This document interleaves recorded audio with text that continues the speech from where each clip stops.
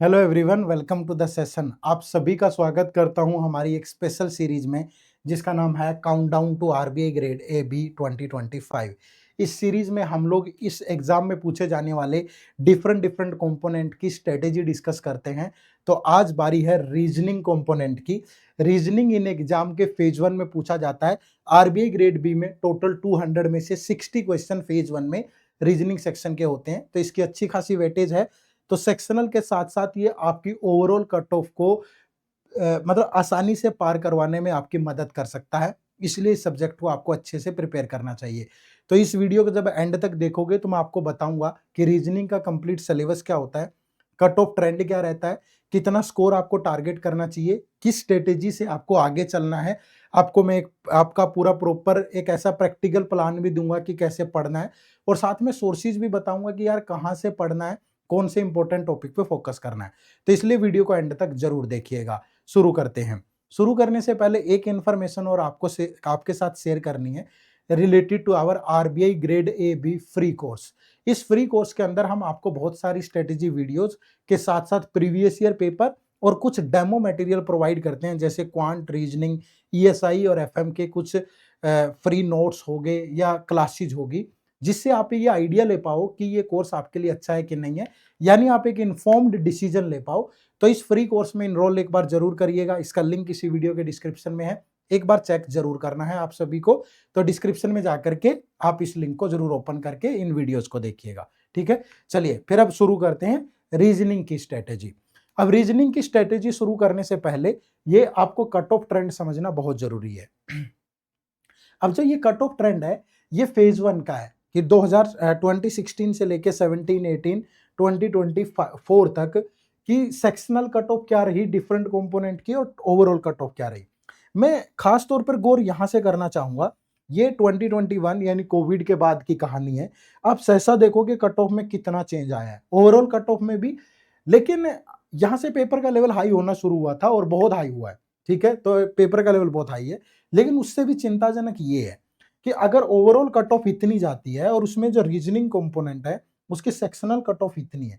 आपको मैं बता दूं दोस्तों कि कितने सारे बच्चे ऐसे थे 2024 के अटेम्प्ट में जिनकी बहुत अच्छी तैयारी है। ठीक है, फेज 1 बहुत अच्छे से प्रिपेयर है, फेज 1 में भी इंग्लिश जीए में अच्छा स्कोर है।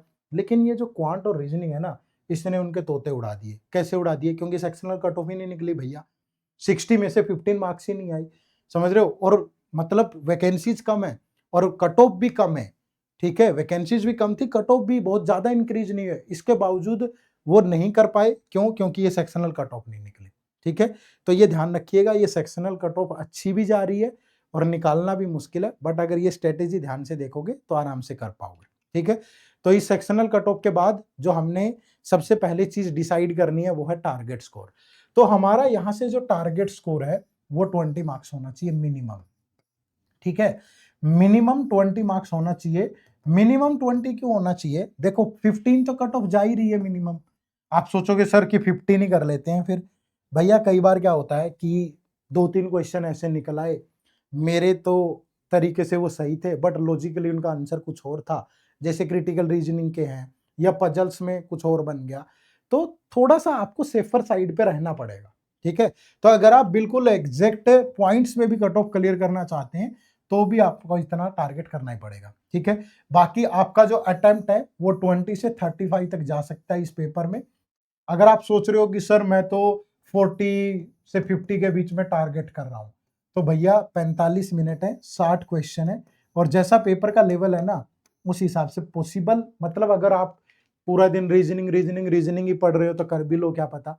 बट मुझे लगता है कि प्रैक्टिकली अगर आप इतना स्कोर करते हो इसके बीच में तो वो अच्छा स्कोर भी होगा और पॉसिबल भी होगा। ठीक है, चलिए उसके बाद अब करना कैसे है ये स्कोर, तो उसके लिए मैं आपको 5 चीट कोड्स बताऊंगा या 5 बातें बताऊंगा जिन पे अमल करना बहुत जरूरी है। ठीक है, उनमें सबसे पहला जो है 5 टिप्स में पहला टिप्स है analysis of previous year paper. ठीक है, अब ये एनालिसिस क्यों जरूरी है? ठीक है, एक तो ये प्रीवियस ईयर पेपर आपको मिल जाएंगे, मैंने अभी आपको फ्री कोर्स का लिंक बताया था इसी वीडियो के डिस्क्रिप्शन में, वहां से, या आप हमारी वेबसाइट विजिट कर लो एड्यूटैप 2 वहां जब आप ओपन करोगे तो फ्री जो पीवाईक्यू का ऑप्शन है वहां पे मिल जाएंगे। ठीक है, और ये मैं भी बता सकता हूँ, प्रीवियस ईयर पेपर का एनालिसिस मैं कर दूंगा आपके लिए, ठीक है, 1 सेकंड लगेगी, लेकिन मैं क्या बताऊंगा, इस टॉपिक से इतने क्वेश्चन आए, इस टॉपिक से इतने क्वेश्चन आए, क्या वो सफिशियंट है? मैंने बोला कि पजल्स इतनी थी, क्या इस बात से हो जाएगा? भैया कम से कम खोल के देखो ना पेपर, देखो ना कि अगर पजल पूछा है तो कैसा पूछा है भाई। ये देखो कि अगर एक अरेंजमेंट है, सीटिंग अरेंजमेंट, तो कैसी अरेंजमेंट है, प्रॉपरली इसको खोलो, सोल्व करके देखो। अब मैं यहाँ सोल्व तो नहीं करवा सकता इसको पूरा, लेकिन आप इसको देखो, पढ़ो, अंदाजा लगाओ कि क्या लेवल है इसका, किस लेवल पे प्रिपेयर करना है आपको, किस लेवल पे प्रैक्टिस करनी है। ये सिर्फ सीटिंग अरेंजमेंट की कहानी नहीं है। कुछ यूपीएससी बैकग्राउंड के बच्चे हैं जिनको लगता है कि यार क्रिटिकल रीजनिंग के ही आते हैं 10-12 सवाल, स्टेटमेंट वाले वो कर लूंगा मैं, उनका भी लेवल देख लो, ठीक है।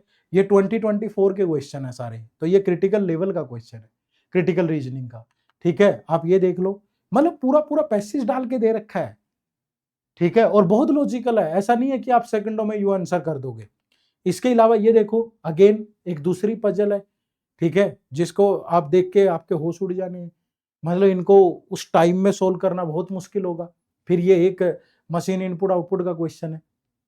तो एक्चुअल में आपको क्या करना है कि डीपली एनालिसिस करना है, पेपर को पढ़ना पड़ेगा, उनका लेवल देखना पड़ेगा। ये पहली चीज है जो आपको करनी है, ठीक है। उसके बाद दूसरी चीज, अब आप पढ़ना शुरू करोगे तो पढ़ते हुए आपको बेसिक से शुरू करना है, learn easy approach to solve the question. अब आप सोचोगे कि सर क्या पढ़ना है बेसिक से, एग्जांपल देता हूं। जैसे मैंने कहा कि ये कोडिंग डिकोडिंग है, ठीक है। अब कोडिंग डिकोडिंग का क्वेश्चन अगर आप सोल्व करोगे तो उसमें आपको आपकी लॉजिक्स पे कमांड होनी बहुत जरूरी है, ठीक है। अब लॉजिक्स पे कमांड होगी तभी क्वेश्चन सोल्व होगा। अब वो लॉजिक्स पे कमांड कैसे बनेगी, सबसे पहले आपको अल्फाबेट की प्लेस वैल्यू पता हो, ठीक है, कि ये अल्फाबेट की प्लेस वैल्यू है, ये इनके अपोजिट लेटर है। आपको नंबर्स के बारे में इंफॉर्मेशन हो कि इवन नंबर ये होते हैं, ओड ये होते हैं, ये सब हो। आपको सिंबल्स के बारे में पता हो, अच्छा ये सिंबल ये होता है, ये। उसके बाद मतलब उसके बाद अगला स्टेप आएगा ना। अगर आपका ये बेसिक पार्ट ही क्लियर नहीं है, आप लिंक ही नहीं कर पाओगे। आप ढूंढ रहे हो कि अच्छा अगर मैं बोलूं कि रवि का कोड ये है 3x कुछ स्टार ये करके, कि इसको कैसे रिलेट कर रहा है, समझ ही नहीं आ रहा है। लेकिन अगर आपको प्लेस वैल्यू पता है, अपोजिट लेटर पता है कि हो सकता है कि ये लास्ट लेटर का अपोजिट हो सकता है फर्स्ट लेटर का अपोजिट हो, समझ में आ जाएगा। समझ रहे हो? अब आप सिलोगिज्म में, रिवर्स सिलोगिज्म का क्वेश्चन है, तुम अंदाजा लगा रहे हो, तुम्हें डायग्राम बनाना ही नहीं आता, और डायग्राम को सेकंडों में चेक नहीं करना आता, इजी ट्रिक नहीं पता, आपको पता ही नहीं है कि ये वाला कॉमन होता है तो यहां से पॉसिबिलिटी नहीं बनती है, ये वाला पे पॉसिबल, मतलब आपको बेसिक रूल ही नहीं पता तो आप नहीं बना पाओगे। तो बेसिक से शुरू करो हर चैप्टर को, जो भी चैप्टर है, डायरेक्शन है, ब्लड रिलेशन है, ये है, और इजी अप्रोच सीखो उनको सोल्व करने की। और ये आप सीख सकते हो आराम से, सोर्सेज में बताऊंगा, फ्री सोर्सेज भी बताऊंगा, पेड भी बताऊंगा, ठीक है। उसके बाद जो तीसरी चीज आती है वो है कवर द लिमिटेड टॉपिक। अब लिमिटेड टॉपिक कैसे, पूरी रीजनिंग ऐसे नहीं करनी है, नहीं होगी। मैं आमतौर पे 3 पार्ट में डिवाइड करता हूं पूरी रीजनिंग को। एक पार्ट है सीटिंग अरेंजमेंट एंड पजल्स का, ठीक है, दूसरा पार्ट है क्रिटिकल रीजनिंग का, ठीक है, और तीसरा पार्ट है मिक्स टॉपिक, बेसिक टॉपिक होते हैं सारे। अब यहां से 25 से 30 क्वेश्चन होते हैं, यहां से 10 क्वेश्चन होते हैं, और यहां से 20 क्वेश्चन होते हैं, ठीक है, आपके एग्जाम में। अब इनमें से कोई 2 आपके अच्छे होने चाहिए, कोई 2, कोई भी 2। अगर आपका ये पार्ट तो मस्ट है सबके लिए, ये आपका बहुत अच्छा होना चाहिए। अगर ये आपका बहुत अच्छा है ना, तो आप इसके साथ 3 के साथ पहले का कॉम्बिनेशन बना सकते हो, और पहले में से भी एक ले सकते हो, या तो सीटिंग अरेंजमेंट या पजल, ठीक है। दूसरा कॉम्बिनेशन ये बन सकता है कि थर्ड के साथ अगर आपका सेकंड भी अच्छा है तो फिर ये भी काम चल। किसी बच्चे को अगर सीटिंग अरेंजमेंट और पजल छूना ही नहीं है कि सर मेरे बस की बात नहीं, छोड़ दो, फिर ये दोनों अच्छे होने चाहिए। अकेले यहाँ फंस जाओगे, कई बार एक मशीन इनपुट आउटपुट आ गई, आपसे लॉजिक सोल्व ही नहीं हुए, 5 क्वेश्चन गए, 15 ही बचे भाई, कैसे कट ऑफ निकलेगी। तो लिमिटेड करना है, लेकिन लिमिटेड कैसे करना है ये कॉम्बिनेशन ध्यान में रखना, ठीक है। तो ये एक बेसिक पूरा का पूरा मैं आपको डाटा भी दे देता हूं, ठीक है। यहाँ पे लिमिटेड टॉपिक, ये आपका पूरा सिलेबस है, ठीक है, ये सिलेबस है, और मेरे अकॉर्डिंग जो सीक्वेंस है वो ये होनी चाहिए। आप यहाँ से शुरू करें, important topic syllogism, coding decoding, machine input output, seating arrangement, फिर आपका alpha numeric series, symbol, inequality, blood relation, direction, data sufficiency. ठीक है, मैंने जानबूझ को इसको मिडल में डाला है, इन दोनों में से कोई एक भी चूज कर सकते हो आप। ठीक है, तो ये इंपॉर्टेंट है भाई, इस तरीके से करना है, इसमें से आप कोई एक कर सकते हो, बाकी सारे करोगे तो। क्लियर है? चलो, और ये घर पे नहीं बनाई गई चीजें, ये प्रॉपर एक डाटा है कि किस टॉपिक से कितने क्वेश्चन आ रहे हैं। अगर आप 2017 से 24 तक देखोगे तो आप देखो ये एनालिटिकल क्रिटिकल रीजनिंग के 11, 9, 10, 12 क्वेश्चन रहते ही है।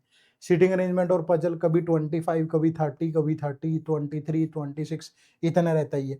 और बाकी मिसलेनियस है, कभी अल्फा न्यूमेरिक सीरीज के क्वेश्चन आगे, इनपुट आ ही जाता है लगभग। डाटा सफिशियंसी, अब डाटा सफिशियंसी सोच रहे होंगे कि 4-5 क्वेश्चन आते हैं, पर वो मिक्स टॉपिक होते हैं। एक स्टेटमेंट दे दी कोडिंग डिकोडिंग से, एक स्टेटमेंट दे दी डायरेक्शन से, एक सीटिंग अरेंजमेंट का पकड़ लिया, कुछ एक किसी का पकड़ लिया, तो वो देखना पड़ेगा लगातार।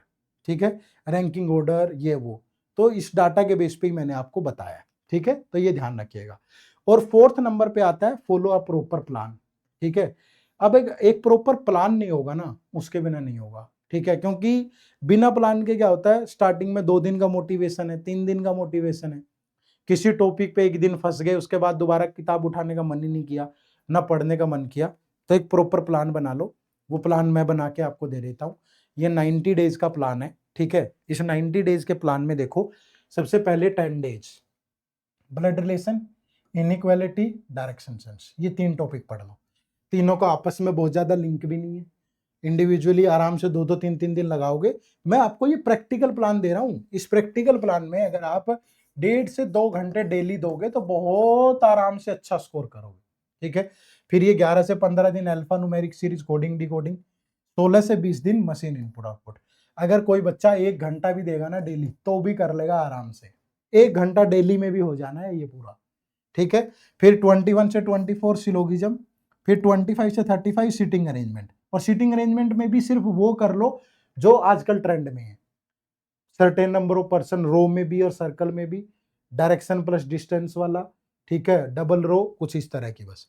फिर 36 से 45 पजल्स। ठीक है, पजल्स में जैसे हायरार्की वाली पजल है, जैसे फ्लोर और फ्लैट वाली पजल है, मंथ और डेट का कॉम्बिनेशन है, मतलब बॉक्सीज वाली पजल है, फ्लोर फ्लैट वाली पजल है। तो ये कुछ कुछ करनी है बस, पेपर में से 2 भी फंस गई, काम हो गया अपना। ठीक है, फिर यहाँ पे सीटिंग अरेंजमेंट और पजल की फिर प्रैक्टिस करनी है आपको। फिर ये डाटा सफिशिएंसी, क्योंकि मिक्स यार यहीं तक मेहनत है, सिर्फ ये एक बार यहाँ तक मेहनत है, उसके बाद तो ये सारी चीजें यहीं से तो बन रही है ऊपर से ही, कोई दिक्कत ही नहीं है। ये सीटिंग अरेंजमेंट पजल दोबारा प्रैक्टिस करनी है, डाटा सफिशिएंसी इन सारे टॉपिक से मिलके बना। फिर ये अलग से 5-6 दिन क्रिटिकल रीजनिंग पे, अगर किसी को नहीं लगाने मत लगाओ। फिर यहाँ पे अगले 66 से 90 दिन एक सेक्शनल टेस्ट देना है, प्रॉपरली इसको एनालाइज करना है। ठीक है, और आराम से कर सकते हो। सोर्सेज बता देता हूं, फ्री सोर्स, बिल्कुल कुछ नहीं करना। हमारी अभी एक QRE 360 डिग्री सीरीज चल रही है, QRE 360 डिग्री सीरीज, जिसमें हम आपको मंडे टू सैटरडे लेक्चर देते हैं सुबह 8 बजे, जिसमें क्वांट, रीजनिंग और इंग्लिश के लेक्चर आते हैं डेली सुबह 8 बजे। अब जो रीजनिंग का लेक्चर आता है वो वेडनेसडे और सैटरडे को आता है। ये लेक्चर आई थिंक 8-10 लेक्चर हो चुके हैं, मुझे लगता है कि ये सारा पार्ट कवर हो चुका है। मेघना मैम पढ़ा रहे हैं, एक बार जाके देख लो। मतलब 1-1, 1.5-1.5 घंटे की क्लास है, 10 क्लास देख के आपको कॉन्फिडेंस आ जाएगा, आप आराम से कर सकते हो। और अगर किसी को लगे कि नहीं सर मुझे तो बहुत डिटेल में पढ़ना है, तो बहुत डिटेल में पढ़ लेना, मैं अभी हमारे कोर्स के बारे में भी बताऊंगा। ठीक है, तो मैं यही कह रहा हूं कि अगर आपने यूट्यूब से फ्री वीडियो से सीख भी लिया तो आपको प्रैक्टिस तो करनी ही पड़ेगी ना, मॉक टेस्ट तो देने ही पड़ेंगे। बिना एग्जाम ओरिएंटेड प्रिपरेशन के एग्जाम वाली प्रैक्टिस के पेपर में जाओगे तो नहीं कर पाओगे। और मॉक टेस्ट देने का तरीका भी अच्छा होना चाहिए, ऐसा नहीं है कि मॉक टेस्ट दिया, सेक्शनल टेस्ट दिया, स्कोर देखा, निकल गए। प्रॉपर दो ना, प्रॉपर। अगर 45 मिनट है तो एक प्रॉपर प्लान बनाओ कि इसमें पहले 20 मिनट में क्या करना है, लास्ट के 25 मिनट में क्या करना है, कौन से टॉपिक यहाँ करने हैं, कौन से यहाँ करने हैं। फिर टेस्ट देने के बाद उसका प्रॉपर एनालिसिस करो, देखो कि इस टेस्ट में मैंने कौन सी 3 गलतियां की है, कि ये 3 गलतियां की है, इन 3 गलतियों का ये सॉल्यूशन है, अगले टेस्ट में वो गलतियां रिपीट नहीं होनी चाहिए। मतलब यार जिम्मेवारी के साथ अच्छे से दो, टाइम पास के लिए मत दो। फिर पेपर में जाके सोचते हो कि हुआ नहीं, कैसे हो जाएगा, है ना? तो प्रॉपरली अच्छे सोर्सेज फॉलो करो, अच्छी चीजें देखो, और अगर आपको बुक्स सोर्सेज में बुक्स चाहिए तो ये बुक्स हैं जिनसे आप कर सकते हो। बट मुझे लगता है कि बुक अभी इन एग्जाम की तैयारी में उतना अच्छा रोल अदा नहीं करेंगी। क्यों नहीं करेंगी? क्योंकि टाइम टेकिंग प्रोसेस है, अपडेटेड नहीं है, न्यू पैटर्न मिसिंग है। सबसे बड़ी बात तो न्यू पैटर्न की है। अब सिलोगिज्म में वो जो टर्म्स यूज करता है वो बुक्स में है ही नहीं, जो जिस टाइप की पजल अरेंजमेंट आती है वो है ही नहीं, क्रिटिकल रीजनिंग आपकी करंट सिचुएशन पे होते हैं मोस्टली क्वेश्चन, वो है ही नहीं, तो फिर फायदा नहीं होगा। तो फिर क्या कर सकते हो? इसके लिए आप हमारे कोर्सेज से जुड़ सकते हो। ठीक है, आपको कुछ नहीं करना, इसी वीडियो के डिस्क्रिप्शन में जाना है या फिर गूगल पे सिंपली टाइप करना है edutap.in। ये हमारी वेबसाइट खोलेगी। पहला तो मैंने पीवाईक्यू बताया था, देखो पीवाईक्यू यहाँ से ओपन कर सकते हो आप, ये सारे पीवाईक्यू अवेलेबल है। दूसरा, यहाँ कोर्सेज पे जाओगे तो ये हमारा आरबीआई ग्रेड बी कोर्सेज है, ये देखो, तो ये हमारे आरबीआई के कोर्सेज आ जाएंगे। ठीक है, तो सबसे पहला तो हमारा ये एक क्या है, ये गोल्ड कोर्स है हमारा, फेज 1 फेज 2 इंटरव्यू। इसमें फेज 1 क्वांट रीजनिंग इंग्लिश ये सब कुछ है भाई। ठीक है, तो इसमें इनरोल करें या नो मोर पे जाके इसके बारे में डिटेल में पढ़ लें। इसमें live class, concept note, summary sheet सब कुछ है।